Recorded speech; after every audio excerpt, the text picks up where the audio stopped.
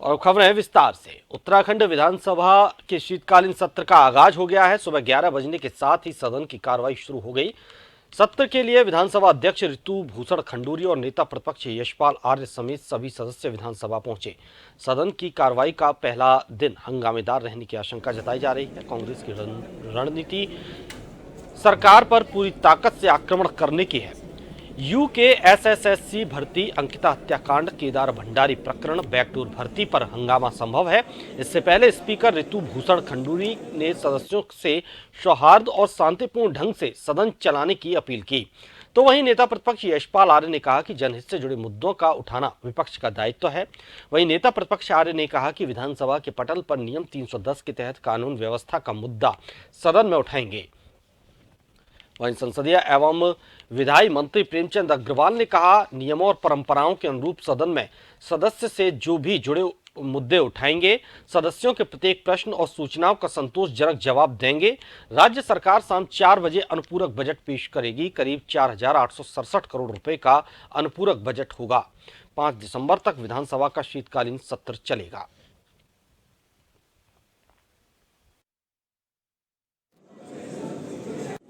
ध्वस्त हो चुकी है कानून व्यवस्था, सरकार सोई हुई है। तो निश्चित रूप से आज का हमारा प्रमुख मुद्दा है। और भी हम चाहेंगे कि नियम 58, हम चाहेंगे कि कानून व्यवस्था को लेकर 310 में हम चर्चा की मांग करेंगे। इसमें विस्तृत रूप से चर्चा होनी चाहिए, जिसमें हमारे सभी माननीय विधायक भाग ले सकें और स्थगन की मांग हम करेंगे। तो ये विधानसभा के शीतकालीन सत्र का आगाज आज सुबह 11 बजने के साथ ही शुरू। सदन की कार्रवाई का पहला दिन हंगामेदार रहने की आशंका है। कांग्रेस की रणनीति सरकार पर पूरी ताकत से आक्रमण, यूकेएसएससी भर्ती, अंकिता हत्याकांड, केदार भंडारी प्रकरण, बैकडोर भर्ती पर हंगामा संभव है।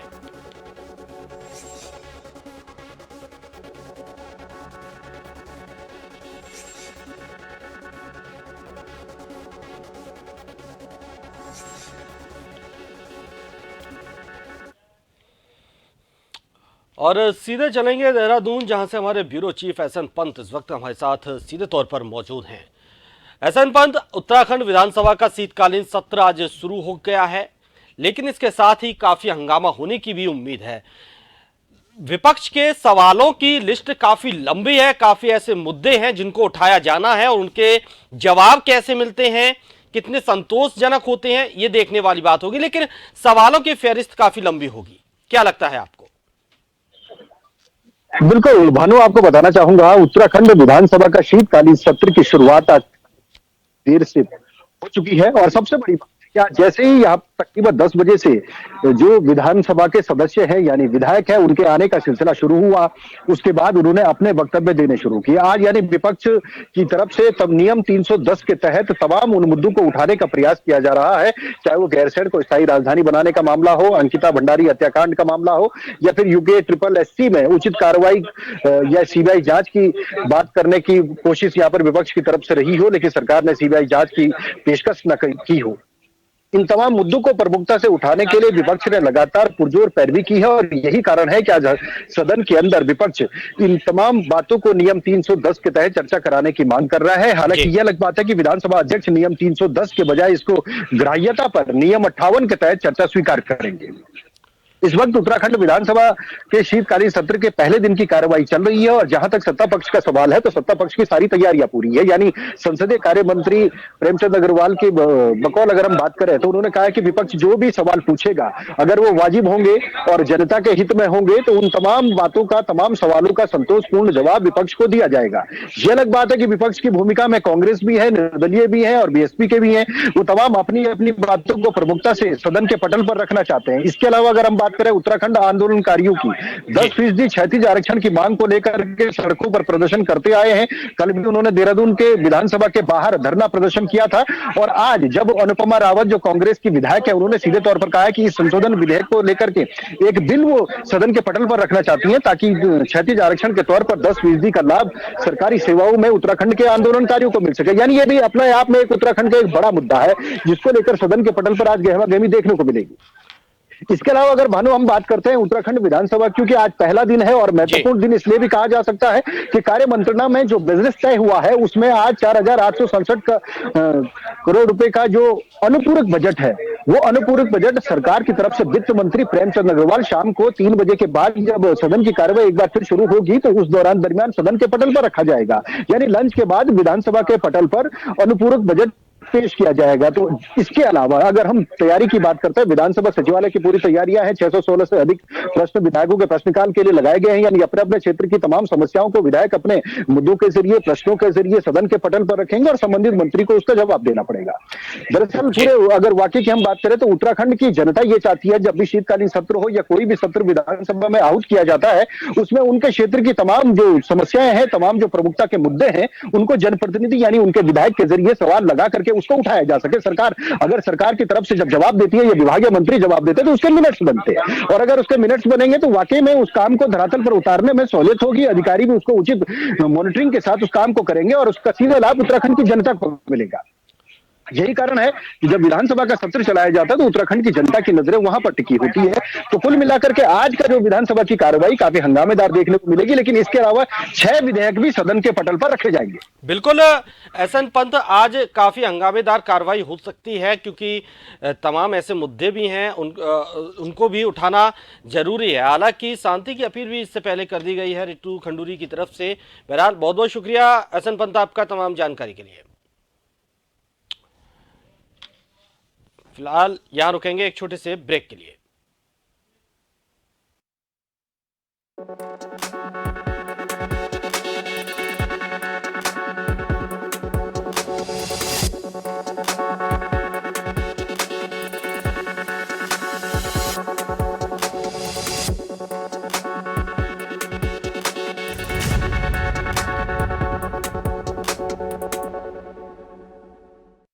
खबरें जो आप पर करती हैं सीधा असर, खबरें जिन पर होती है जनता की नजर, खबरें जिनकी तह तक पहुंचना है जरूरी और जो कसौटी पे हो पूरी। मुद्दा चाहे समाज से जुड़ा हो या फिर सियासत से, तभी वो बनती है खास खबर। खास खबर सोमवार से शुक्रवार शाम 6 बजे। कानून के शिकंजे से बेपरवाह गुनहगार जुर्म करने को फिर से है तैयार। रात के सन्नाटे को चीरती इन मासूम चीखों में छिपा है जुर्म का कोई गहरा राज। हम बारीकी से करते हैं पर्दाफाश ताकि आपको कर सकें खबरदार। क्राइम रिपोर्ट शनिवार रात 8:30 बजे।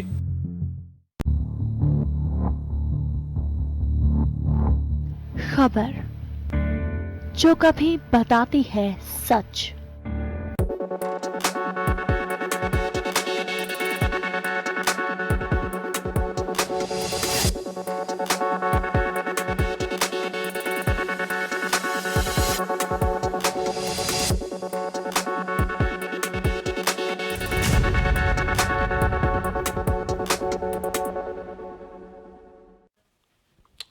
ब्रेक के बाद आपका स्वागत है। आपको इस वक्त सीधे लिए चलते हैं। उत्तराखंड की विधानसभा की कार्रवाई चल रही है, आपको सीधे दिखाते हैं। समवर्ती सूची के अंतर्गत आते हैं और ये राज्य समवर्ती सूची में है। तो अगर कोई केंद्र सरकार या कोई एजेंसी, भारत सरकार, अगर कोई सड़क का निर्माण स्वीकृति भारत सरकार से मिलती है, अगर उसको नेशनल हाईवे के अंतर्गत स्वीकृत किया जाता है तो निर्माणदायी संस्था कौन है, एजेंसी कौन है? राज्य सरकार, लोक निर्माण विभाग उसकी देखरेख भी करती है, उसका निर्माण भी करती है। और यह प्रश्न का जवाब आया है कि ये केंद्रीय अनुसूची के अंतर्गत विषय है, केंद्रीय विषय है, इसको स्वीकार नहीं किया जाता। इसी आधार पर उसको निरस्त कर दिया गया है।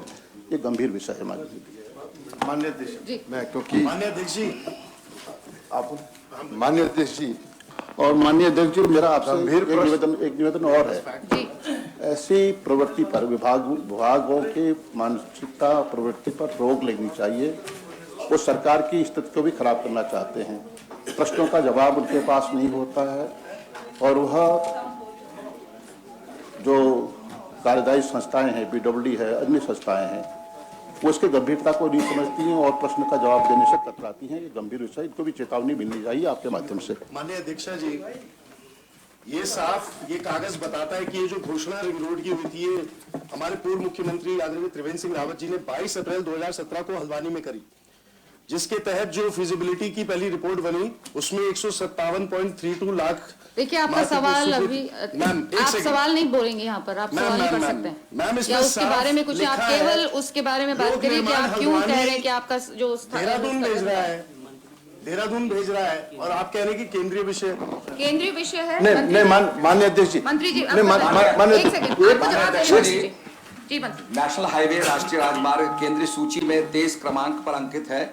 केंद्रीय विषय को राज्यसभा विधानसभा में चर्चा नहीं कराई जा सकती। माननीय अध्यक्ष जी, जो माननीय मंत्री जी ने कहा है और जो आम प्रश्न है, मैं आपके माध्यम से सरकार से जानना चाहता हूं कि क्या रिंग रोड बनाने की घोषणा करने का अधिकार राज्य के मुख्यमंत्री में निहित नहीं है? क्या आप उसको जो है नेशनल हाईवे के माध्यम से ही बनाएंगे? क्योंकि जो प्रश्न है उस प्रश्न के परिप्रेक्ष्य में जो प्रश्न को निरस्त किया गया है, ये मैं कदापि उचित नहीं मानता। क्योंकि किसी भी प्रदेश के मुख्यमंत्री को प्रदेश के अंदर रिंग रोड बनाने की घोषणा करने का अधिकार है। ये कहां से, क्या नाम है उसके, इसके अंतर्गत आ गया, क्या नाम है केंद्रीय विषय के अंतर्गत कहां से आ गया? अब यहाँ सदन के अंदर माननीय मुख्यमंत्री जी बैठे, कहीं जाकर के किसी भी शहर में अगर रिंग रोड की घोषणा करेंगे और सरकार उसका जवाब, उस प्रश्न का जवाब ये दे क्योंकि केंद्रीय विषय है। माननीय अध्यक्ष जी, व्यवस्था का प्रश्न एक सड़क और परिवहन विभाग है, ये केंद्रीय विषय नहीं है, ये समवर्ती विषय है। तो राज्य सरकार और केंद्र सरकार की सामूहिक जिम्मेदारी है और उससे आप सरकार, माननीय मंत्री जी का जो आया है कि इसमें इसका संज्ञान नहीं लिया जा सकता है, इसमें इसका जवाब नहीं दिया सकता है, बड़ा गंभीर विषय है माननीय अध्यक्ष जी। माननीय अध्यक्ष जी, व्यवस्था का प्रश्न ये है, विषय वस्तु स्थिति बहुत गंभीर है, लेकिन व्यवस्था का प्रश्न मेरा ये है कि प्रश्नों को स्वीकार करना या अस्वीकार करना ये माननीय पीठ के निर्देश पर होता है, अध्यक्ष पीठ के निर्देश पर होता है, और अध्यक्ष पीठ द्वारा निर्णय के बाद उसकी सदन में चर्चा नहीं करते। परंतु यदि इस विषय पर कोई भ्रांति है तो निश्चित रूप से इसमें आपके चैम्बर में या माननीय मंत्री जी के आपके निर्देश पर चैम्बर में चर्चा हो सकती है, लेकिन सदन के अंदर अध्यक्ष पीठ द्वारा। आगे बढ़ते हैं। ऑटोमेटेड फिटनेस सेंटर की अनिवार्यता और देहरादून हरिद्वार जिले में 10 साल से पुराने विक्रम ऑटो बंद करने के विरोध में प्रदेश भर में चक्का जाम है। इस दौरान प्रदेश भर के वाहन स्वामी देहरादून में विधानसभा कूच करेंगे। परिवहन विभाग ने देहरादून के डोईवाला और उधम सिंह नगर के रुद्रपुर में निजी सहभागिता से ऑटोमेटेड फिटनेस सेंटर शुरू किए हैं। वाहनों की फिटनेस अनिवार्य करने के विरोध में Vikram auto bus truck city bus संचालक विरोध कर रहे हैं। वहीं आरटीए देहरादून के 10 साल से पुराने डीजल ऑटो विक्रमों का संचालन बंद करने के फैसले का भी भारी विरोध हो रहा है। उत्तराखंड विक्रम ऑटो रिक्शा परिवहन महासंघ, सिटी बस सेवा महासंघ सहित गढ़वाल मंडल की करीब 15 यूनियनों के साथ ही कुमाऊं मंडल की यूनियनों ने प्रदेश व्यापी चक्का जाम किया है। सभी देहरादून के बन्नू स्कूल में एकत्र होकर विधानसभा कूच कर रहे हैं। इससे पहले जिम्मेदारों को पत्र भेजकर चक्का जाम होने पर वैकल्पिक व्यवस्था करने को कहा है।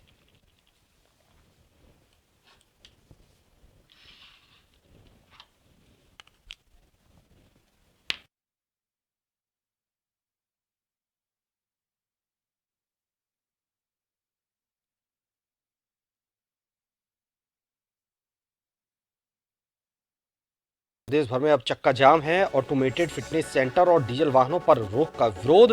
प्रदेश भर के वाहन स्वामियों का विधानसभा कूच। देहरादून के बन्नू ग्राउंड से विधानसभा कूच का कार्यक्रम। विक्रम ऑटो बस और ट्रक से जुड़े 20 अलग अलग यूनियनों का समर्थन। करीब 80,000 वाहनों के थमे पहिए।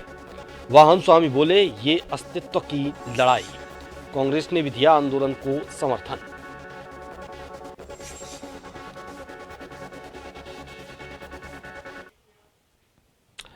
और जानकारी के लिए संवाददाता यशराज हमारे साथ जुड़े हुए हैं, उनसे जानेंगे। यशराज, आज प्रदेश भर में चक्का जाम है जिसमें ऑटो, बस और ट्रकों का चक्का जाम हुआ है प्रदेश भर में। आखिर क्या कुछ इनकी मांगे हैं और क्यों ये विरोध कर रहे हैं? बताना चाह रहा हूं कि देहरादून, हरिद्वार, ऋषिकेश और रुड़की जाम पूरी तरीके से चक्का जाम किया जा रहा है। मैं ये भी साथ ही साथ बताना चाह रहा हूँ कि आज विधानसभा का शीतकालीन सत्र का आज पहला दिन है। इसी दिन विधानसभा के आगे ये लोग धरना प्रदर्शन भी करना चाह रहे हैं और इसके बाद ये लोग पूरे शहर में, चाहे देहरादून की बात की जाए, रुड़की की बात की जाए, हरिद्वार, ऋषिकेश की बात की जाए, चारों ओर चक्का जाम कर दिया गया है। यहाँ तक कि ऑटो, विक्रम, टैक्सी, कोई भी अभी किन्हीं के यातायात के वाहन को भी चलाया नहीं जा रहा, जिससे शहर में, देहरादून शहर की यदि बात की जाए तो जाम की स्थिति बन गई है। यहाँ पर काफी लंबी लंबी जामें लगे, लोग अपने पर्सनल वाहन लेकर सड़कों पर निकल रहे हैं, जिसके कारण जाम की काफी ज्यादा स्थिति बन रही है। वहीं लोगों को काफी ज्यादा परेशानियों का सामना करना पड़ रहा है, क्योंकि जिन यात्रियों को शहर से बाहर जाना था या जिन यात्रियों को वो ऑफिस या अन्य कई जगह बसों से जाते हैं, टैक्सी से जाते हैं या ऑटो विक्रम से जाते हैं, ये कोई भी वाहन अभी सड़क पर नहीं चल रही है, तो इससे खासी लोगों को दिक्कतों का सामना करना पड़ रहा है। वहीं यदि आईएसबीटी देहरादून की बात की जाए तो वहां से भी बस संचालित नहीं हो रही है और जिन यात्रियों को बाहर जाना था, दिल्ली, हरियाणा या यहाँ से रोडवेज जो चलती है वहां जाना था, तो वहां से लोग अभी एक जगह से दूसरी जगह नहीं जा पा रहे, जिससे शहर की स्थिति समझिए पूरी तरीके से चरमरा गई है। वहीं इनकी मांग यही है, सबसे पहली बात तो इनकी प्रमुख मांगों में से इनकी यह मांग है, सरकार ने सबसे पहले यह कहा था कि जो भी डीजल से चलने वाले 10 साल से पुराने वाहन हैं उनको बंद कर दिया जाना चाहिए, वो डीजल से अब नहीं चलेंगे, उन्हें मेंटेनेंस की भी आवश्यकता होती है। तो इसको लेकर के ही लोग विरोध प्रदर्शन कर रहे हैं कि 10 साल से समय अवधि को बढ़ाया जाए। ऐसी बात नहीं है कि जितने भी डीजल वाहन, इन लोगों की मांगे हैं कि जितने भी डीजल चलित वाहन के मालिक हैं या तो वो बेरोजगार फिर हो जाएंगे या तो उनकी गाड़ियां बैठ जाएंगी, जिस कारण से उन मालिकों को काफी ज्यादा परेशानी होगी और उनका जो कमाने का एक जरिया है, गाड़ी चलाना, ऑटो चलाना, विक्रम चलाना, टैक्सी चलाना, वो ये नहीं चला पाएंगे, जिससे उनके परिवार का भरण पोषण, पालन पोषण नहीं हो पाएगा और उन्हें खासी दिक्कतों का सामना करना पड़ेगा। इसलिए यह उन्होंने सरकार के और आरटीओ के द्वारा इस लिए गए फैसले का विरोध किया और विरोध करते हुए उन्होंने चक्का जाम का आह्वान किया था और चक्का जाम से शहर काफी ज्यादा परेशान हो गया है। लोगों को काफी ज्यादा मुसीबतों का सामना करना पड़ रहा है, काफी ज्यादा दिक्कतों का सामना करना पड़ रहा है। वहीं शीतकालीन सत्र भी शुरू हो रहा है, इससे लोगों में काफी ज्यादा कठिनाइयां व्याप्त हैं। जी बिल्कुल यशराज, जिस तरह से ये चक्का जाम आज कर रहे हैं, अपनी मांगे उठा रहे हैं, क्या किसी राजनीतिक पार्टी का भी साथ इनको मिल रहा है?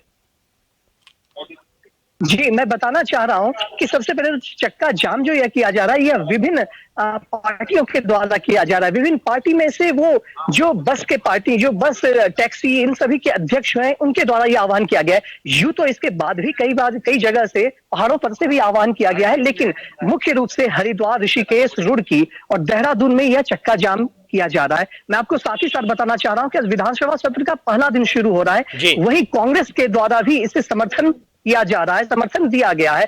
जब बात की गई तो कांग्रेस के नेता ने कहा कि जरूर सदन में यह प्रश्न उठाया जाएगा, जिसमें चक्का जाम को लेकर जिन अनियमितता हो रही है, यहाँ की सरकार जो अनियमितता बरत रही है, 10 साल से पुराने वाहनों को जो चलाने पर यह पाबंदी लगा रही है, इसके खिलाफ भी सदन में यह प्रश्न यह उठाया जाएगा और इस पर यदि मनमाफिक जवाब मिलता है तो सही बात है, अदरवाइज फिर इस पर आगे भी बातचीत की जाएगी। तो जरूर इसमें मुख्य विपक्षी दल कांग्रेस का इन लोगों को सहयोग प्राप्त हो रहा है।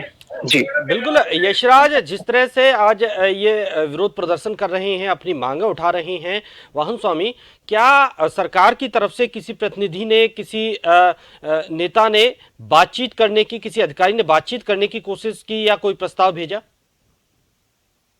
जी बिल्कुल, यहाँ पर मैं आपको बताना चाह रहा हूँ कि उनसे जरूर बातचीत करने का प्रयास किया गया और बातचीत भी किया गया। उनको यह बोला गया कि देखिए ऐसी बात नहीं है, आप जो 10 साल से पुराने वाहन, क्योंकि 10 साल से पुराने वाहन काफी ज्यादा उससे धुआं निकलती है और मेंटेनेंस भी यहाँ पर, जब यदि आप बात करें टैक्सी की, यदि आप बात करें विक्रम की, ऑटो की, तो उनकी स्थिति भी सही नहीं है।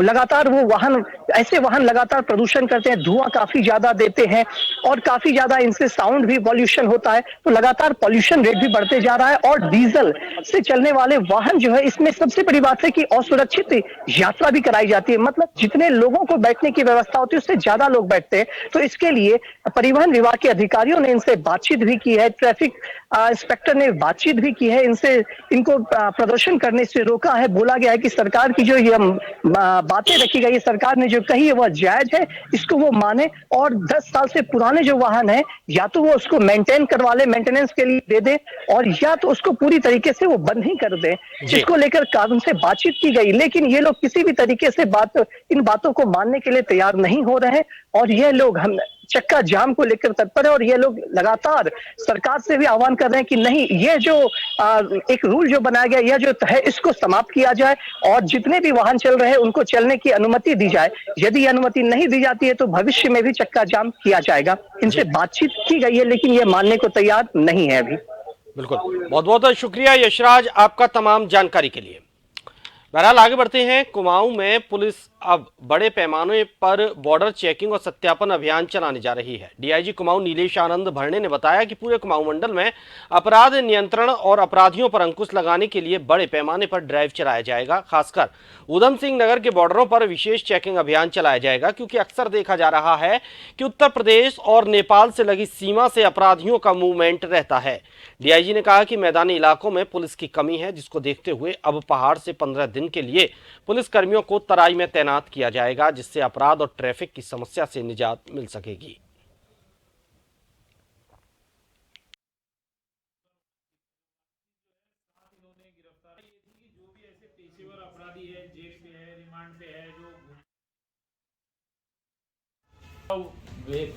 तो इसमें जो है अभी पुलिस जल्दी ही जो है एक चेकिंग अभियान बृहद स्तर पर चलाएंगी, जिसमें कुछ फोर्स की कमी जो है, जो प्लेन एरिया में स्थानांतरण के बाद कुछ कमी हुई है, तो इसमें जो है कुछ अभियान के तहत पहाड़ से जो कर्मचारी है इनको एक अभियान के तहत यहाँ चेकिंग चलाई जाएगी। उधम सिंह नगर की जो उत्तर प्रदेश से लगी हुई सीमाएं हैं, नेपाल से लगी हुई सीमाएं हैं, जहाँ पर कई बार जो है वो अपराधी आते हैं, शरण भी लेते हैं यहाँ पर, तो सत्यापन के साथ साथ चेकिंग अभियान भी इसमें बृहद स्तर पर चलाया जाएगा, जिसमें जो फायर आर्म्स की चेकिंग होती है या संदिग्धों की चेकिंग होती है, जो लूट या नकबजनी से जो आते हैं मोटरसाइकिलों से बैंक के लिए जो सामने में संदिग्ध घूमते हैं, तो ऐसे विविध ज्वेलर्स, बैंक। करीब 4 किलोमीटर पैदल ट्रैक रूट का स्थलीय निरीक्षण करते हुए जिलाधिकारी रुहेला ने वन और पर्यटन महकमे के अधिकारियों को ताल और पैदल रूट में सफाई व्यवस्था को लेकर आवश्यक दिशा निर्देश दिए। उन्होंने कहा कि पर्यटन की दृष्टि से नचिकेता ताल महत्वपूर्ण स्थान रखता है। यहाँ विभिन्न स्थानों से पहुंचने वाले पर्यटकों को स्वच्छता को लेकर विशेष रूप से जागरूक किए जाने के साथ ही सफाई की बेहतर व्यवस्था बनाई जाए।